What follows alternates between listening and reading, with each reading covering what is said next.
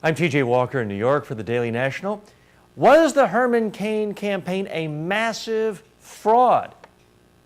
You and I and other taxpayers need to know. What I have right here is a letter that I've written to Cynthia Bowerly. She's the chair of the Federal Election Commission. In this letter, I assert that the Herman Cain campaign was essentially a massive fraud because it was registered, the Friends of Herman Cain committee was registered as an official committee to help advance the candidacy of someone for the presidency. In fact, it did no such thing.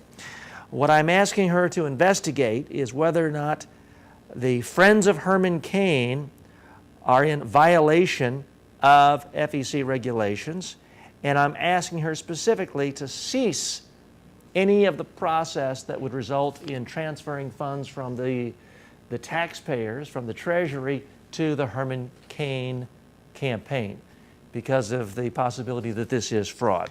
Now, what I'm asking in this letter here to the FEC is for the investigators to look at what, in fact, this campaign was, and was it, in fact, a real campaign.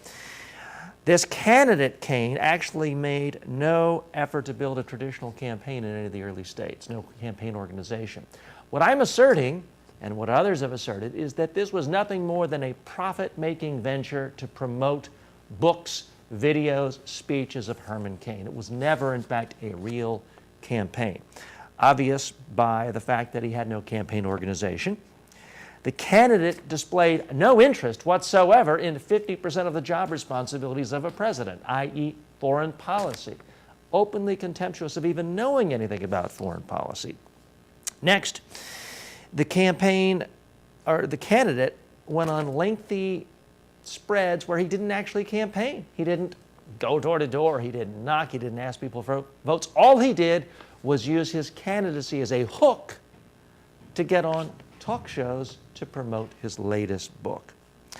Finally, it's my assertion that Herman Cain was mocking this whole process by doing things like going around in the campaign saying he's pro-life, anti-abortion, because when a woman is thinking of having an abortion, it should, quote, be between her and her doctor.